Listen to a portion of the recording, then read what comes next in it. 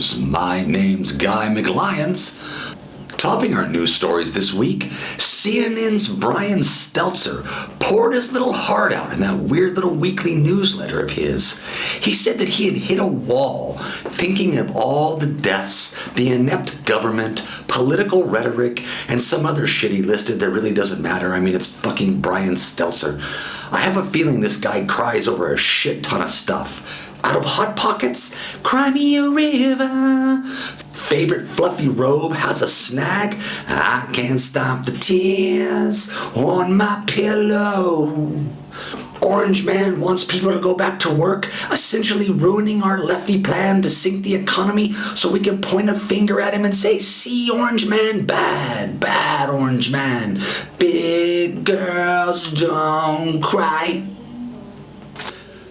Brian went on to say that this was not a time for fake invincibility. No, Brian, this is not a time for fake drama or vulnerability. This is a time we should stand strong, evaluate the data we do have, and make good decisions. The funny part about this is, well, I mean, not so fucking funny, it's kind of just sad. It's the shitbags like Brian Schitzer that make it hard to make these decisions because they muddy the water with bullshit hit pieces and drama journalism. Then they put out shit like this stupid newsletter to gain some sort of sympathy backing. I mean, fuck. Do you need readers that bad? You fucking douchebag. CNN, the Dick Baggery news source, did a story titled Gerald Glenn, bishop who said God is larger than this dreaded virus, dies of COVID-19. You could almost see the sarcasm dripping off this article like fat from a pig over a fire. It didn't say anything good about the man or even express condolences. It was 5 3-sentence paragraphs long. It was basically an article trying to point out karma. It should have just ended with the picture of the writer standing there pointing his fat little finger and saying, see what happens? Couldn't. And shit that's way too funny to be real news, a 60-year-old woman was fined $440 for breaking the strict Italian lockdown measure. She was seen walking her turtle the size of a fucking pizza. I guess it's lawful to walk dogs in Italy, but the rest of us fucking animals gotta sit at home. I mean, can you believe how hard it is for that turtle to be cooped up in the fuck? Fuck, who cares? It's just a turtle. Eat that motherfucker and call it a day. CNN, again, the mainstream clickbait champions of the world, did an article titled, Recovered Coronavirus Patients Are Retesting Positive Again. Can you get infected? Hey Bob, retested positive again. Isn't that a double fucking negative? Well, I mean, it's CNN, Bob, so I mean, everything's fucking negative times 2. It goes on to say that 163 people in South Korea have tested positive for COVID again after they had recovered. Double negative.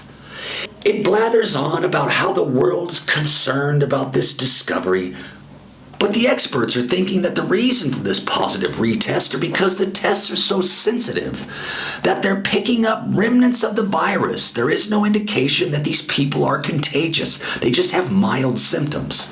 Now, responsible journalists would have started out with a title like, retested patients test positive for COVID, but don't worry, something like that. But not CNN. Nope. Clickbait Charlie goes for the fear bone. You can get it again. We're all gonna die. Or maybe not. We don't know. Tune in next week when we'll scare the shit out of you again.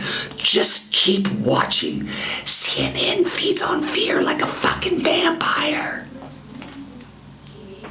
U.S. Democratic Representative Ayanna Pressley, you know her, right? She's a member of that far-left squad, the one with that brain trust. What the fuck's her name? Oh yeah, AOC. Well, Ayanna claimed that President Trump's coronavirus response was akin to a fucking war crime. And of course, the Walking Pudding Pop made it about race and immigration status, saying the government should supply long-term financial assistance for everyone, even those who aren't Americans. Yeah, seriously. She said this pandemic was unprecedented. And I guess if you're stupid and haven't ever read a history book, then that might seem like the case.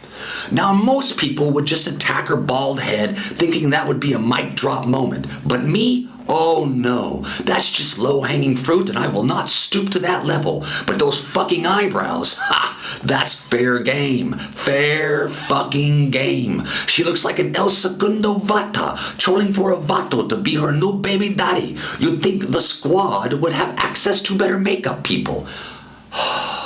Yeah, I know that was a little low, but fuck it. Pretty funny. The New York Times, yep, them, the one you wrap dead fish in, wrote an article titled Chinese Agents Spread Message That Sows Virus Panic in the U.S. Are you fucking kidding me? This is like the schoolyard bully telling the other students that the band nerds are the ones going around stealing lunch money and beating people up. The mainstream media has been fear-mongering the shit out of this pandemic for months, and they're going to blame a couple of Chinese teenagers in some Hong Kong basement of sowing American discord? The article went on to say that the message was so widespread that the White House National Security Council had to go on Twitter. Yep, Twitter, and call it fake news. The article quoted the American officials as saying the Chinese operatives, created fake accounts to push the message to sympathetic Americans, aka liberals. You know what they say, you can't have sympathetic American without pathetic. North Korean dictator, supreme leader, Kim Jong-un, is said by some to be on the precipice of the afterlife. Questions of Kimmy's health started to circulate after he missed his grandpappy's 108th birthday commiseration. Swirling accusations that Jong-un was in critical condition after heart surgery throws everybody off the trail. Is it ironic that the dictator known for starving his people dies from being too fucking fat? As if we needed another reason to love fucking bacon. California public health officials have lifted some of the bans on people qualified to receive coronavirus tests. The public health department said in a statement, "Our job is to make sure that all Californians can get a test." That wasn't our priority a week ago. The overlord said we could only test dead people and gray squirrels. But now, oh yeah, we'll test all y'all motherfuckers. We're making it rain COVID tests like dollar bills at a strip club, motherfucker. Come get your test on. Come get your test on. We'll give that shit to you free. We'll give that shit to you free. Ooh, test, test, test. Ventilator, ventilator. The Los Angeles Times wrote an article titled Coronavirus Leads to Alarming Drop in Child Abuse Reports in LA, stating that there were a lot of eyes on the streets making sure children were safe, but now that everybody is locked down, the reports have dropped by almost 50%.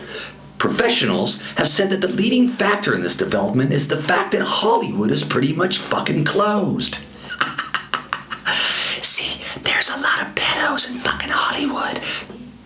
Cosmopolitan, yeah, I guess that's still a thing, did an article titled Meghan Markle and Prince Harry didn't post a birthday message for Queen Elizabeth. The article gave ample reasons for the birthday snub, but really, would you wish the lady who dished your wife, stole your job and title because you didn't want her to tell you how to dress, what to eat, who to go, who to fucking hug, where to go, how to drink a beer?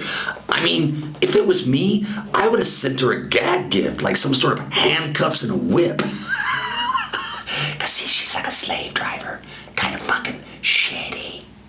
Democratic hopeful Joe Biden has pledged to recognize the 1915 Armenian genocide if he is elected president. This is a solemn promise that should be praised by all. Because really, he could barely recognize his fucking wife most days. See, Joe's fucking losing his brain. In Hollywood news, Sarah Michelle Gellar is asking her fans not to make the mistake of cutting their hair during this lockdown.